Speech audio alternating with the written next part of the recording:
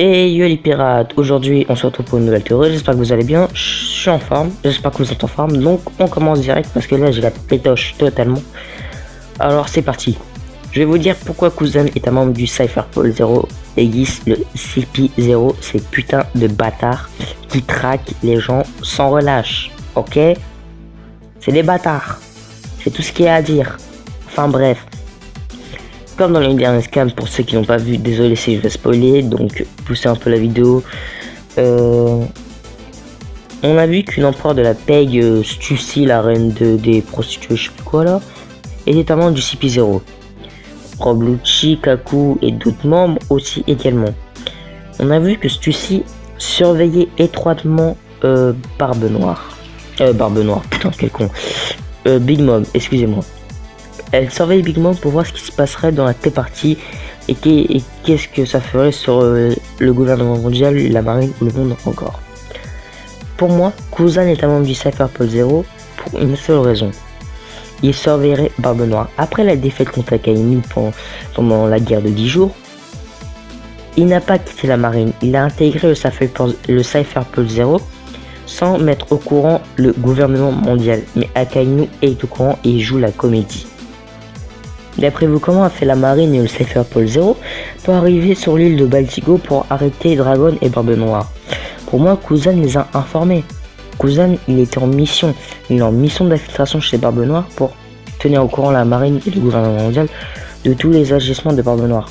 Parce que dans le cas actuel, Barbe Noire est l'homme le plus dangereux au monde. Avec son équipage, il prend des fois du démon d'autres personnes, il les tue. Les vols, ils sont bien trop dangereux pour les laisser faire. Kuzan est donc un infiltré pour la marine. Il surveille Barbe Noire et les tient au courant de tout ce qui se passe. Et là, dernièrement, ils ont dit que Barbe Noire allait à Baltigo. Il a informé la marine, il a informé le gouvernement mondial. Kuzan n'est pas à prendre à la légère, il n'est pas à sous-estimer. Il n'est pas un traître, il n'est pas un lâche. Il a toujours été un soldat de la marine. Il a toujours une justice aveugle, une justice honnête et bonne pour ce monde. Il surveille Barbe Noire, il l'a infiltré. Et en plus Barbe Noire, tellement qu'il est con et dégueu ce mec, il a accepté. Qu'est-ce qu'il a le mieux dans son équipage qu'un ancien amiral avec un faux du démon puissant et avec une puissance énorme? Dites-le moi, qu'est-ce qu'il y a de mieux pour lui? De plus, d'après vous, comment fait la marine et le gouvernement mondial pour savoir où sont à chaque fois les empereurs? Pour moi, je pense que dans chaque équipage d'un empereur, il y a un membre du CP0 ou de la marine qui est infiltré. Il tient toujours au courant la marine. Pour moi, ça ne m'étonnerait pas que Rockstar, le petit nouveau là, est un infiltré. Pour Big Mom, comme il n'y en a pas dans son équipage, mais dans la partie il y en a une, c'est celui-ci. Pour Barbe Noire, c'est Kuzan. Et pour Kaido, je vois pas vraiment qui pourrait être un infiltré, mais je suis sûr qu'il y en a un. Parce que la marine c'est actuellement où se trouve Kaido et qu'est-ce qu'il fait actuellement.